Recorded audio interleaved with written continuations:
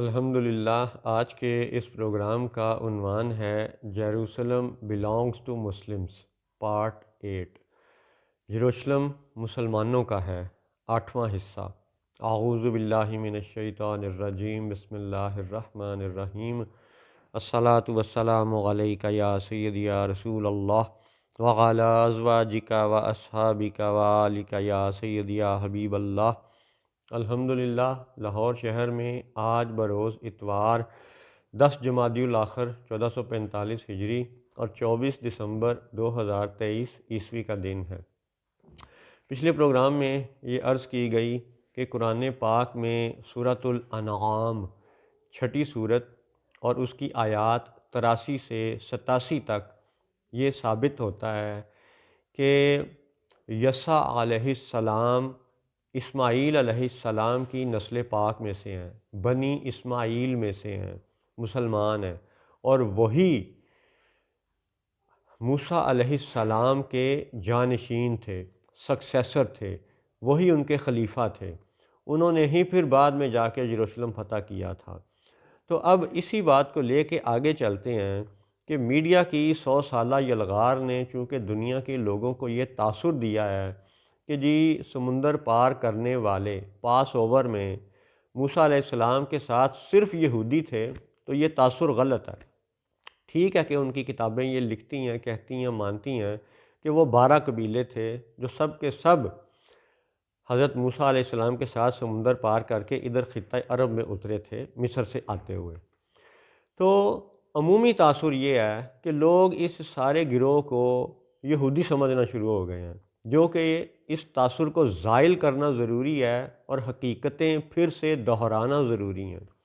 اور آج اگر ہمارے مسلمانوں کے ذہن میں یہ خیال آئے کہ جی مصر میں سے یسع علیہ السلام، یسع یا یوشوا، یہ اگر اسماعیلی ہیں تو یہ مصر میں کیسے موجود تھے؟ ٹھیک ہے، یہ سمندر پار کرتے وقت بنی اسماعیل کیسے شامل ہوئے موسیٰ کے ساتھ؟ تو یہ سوال اگر ہمارے بچوں کے ذہن میں آئے تو اس کا مختلف طریقے سے جواب دیا جا سکتا ہے۔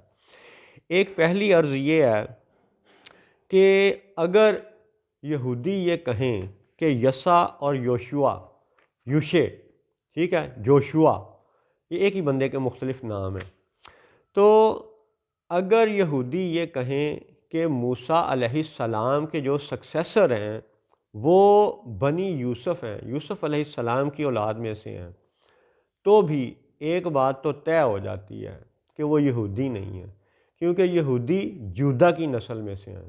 تو اگر یہودی یہ کہتے ہیں کہ موسیٰ علیہ السلام کے سکسیسر یعنی خلیفہ اول وہ یوسف علیہ السلام کی اولاد میں سے ہیں، تو بھی یہ ماننا پڑے گا، مان لیا گیا، انہوں نے خود ایکچولی تسلیم کر لیا کہ یسع یہودی نہیں ہے، وہ یوسف علیہ السلام کی نسل پاک میں سے ہیں۔ تو ایک بات، اگر مسلمان یہ کہیں کہ بروئے قرآن یسع جو ہیں وہ اسماعیل علیہ السلام کی نسل پاک میں سے ہیں، بنی اسماعیل میں سے ہیں، تو بھی وہ مسلمان ہیں اور یہودی نہیں ہیں، کیونکہ یہودی تو جدہ کی نسل میں سے تھے۔ تو یسع یوسف میں سے ہوں تو بھی یہودی نہیں ہیں، اور یسع اسماعیل میں سے ہوں تو بھی یہودی نہیں ہیں۔ یہ تھا پہلا جواب۔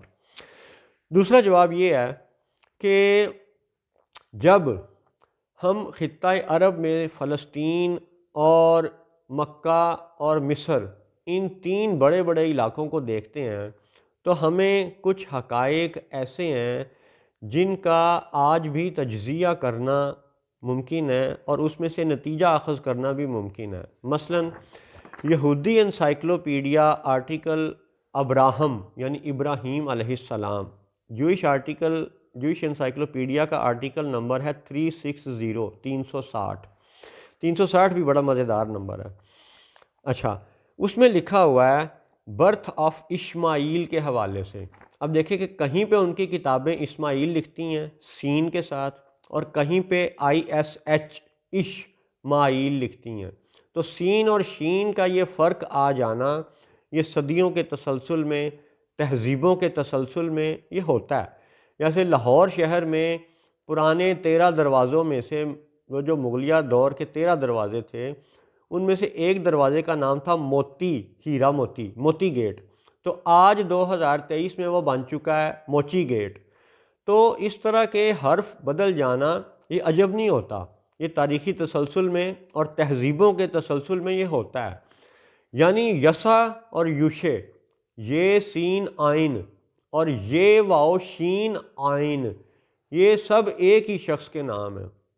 اسی پہ مزید ایک اور بات کرتا چلوں کہ جوشوا آرٹیکل کو بھی بعد میں ذکر کریں گے سپیلنگز کے حوالے سے، سین اور شین کے حوالے سے۔ ابھی آپ یہ دیکھیں کہ ابراہم کے نام پہ جو آرٹیکل ہے 360 نمبر جوئش انسائکلوپیڈیا کا آرٹیکل، اس میں لکھا ہوا ہے برتھ آف اسماعیل کی سب ہیڈنگ میں کہ سرائے یعنی سارا ہیڈ ہدرٹو بین بیرن، وہ بانجھ تھیں، she now gave Abram her handmaid Hagar an Egyptian as wife, یعنی انہوں نے اپنی باندی یا لونڈی یا غلام یا خادمہ ہیگر یعنی ہاجرہ کو حضرت ابراہیم کے نکاح میں دے دیا۔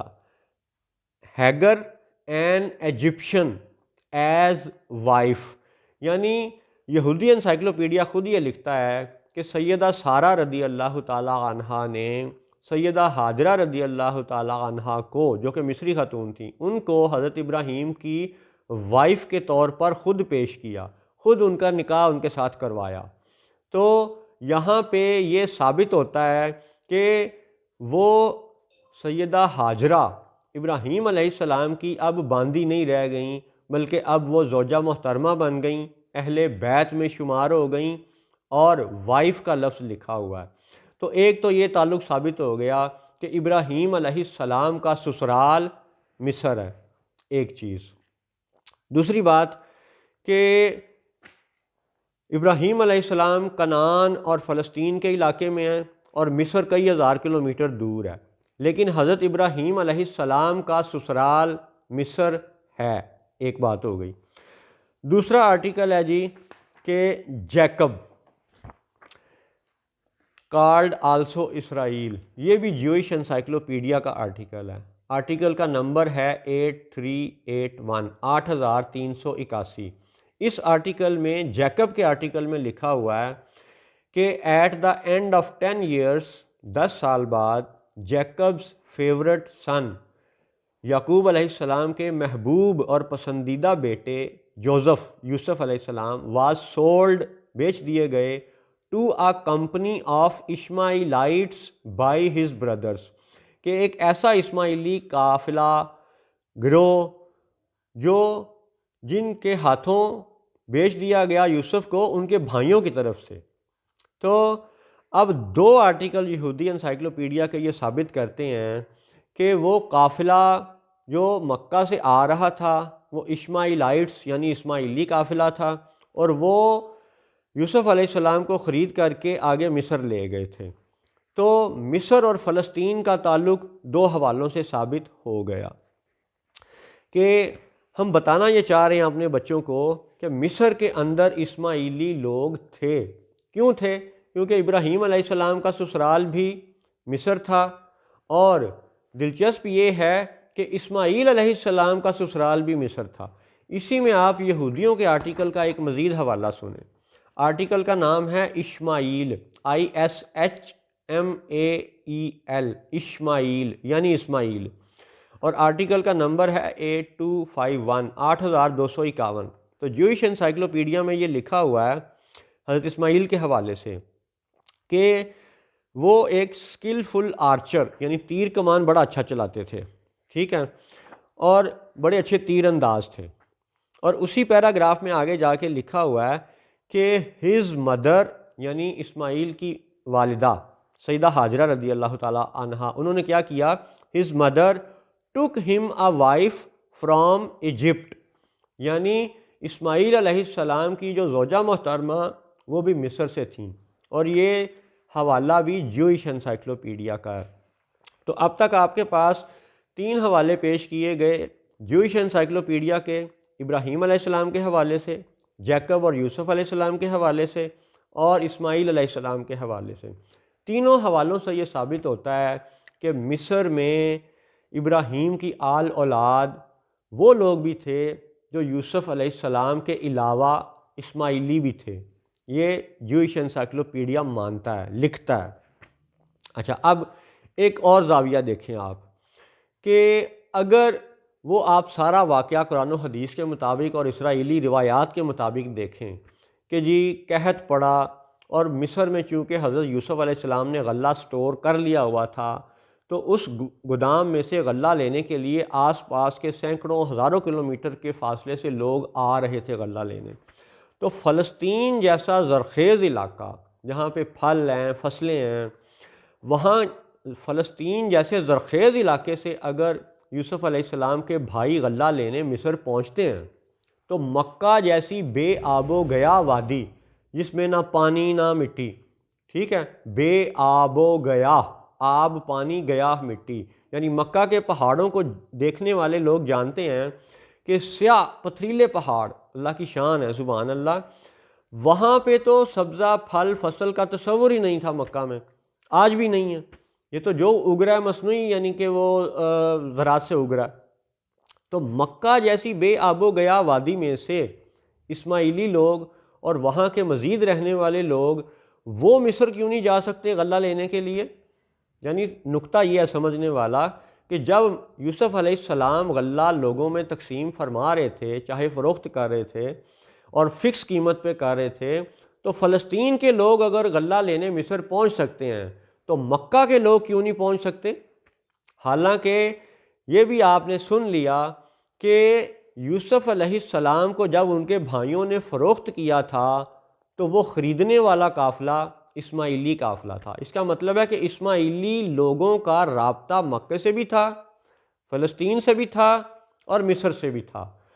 اور آج کے اس پروگرام میں پھر یہ بات کہ مصر سے سمندر پار کر کے عرب میں آنے والے موسیٰ علیہ السلام کے ساتھ جو 12 قبیلے تھے، ان میں مسلمان ہونے والے جادوگر بھی شامل تھے اور اسماعیلی بھی شامل تھے، اور انہی اسماعیلیوں میں سے یسع علیہ السلام بنی اسماعیل میں سے تھے۔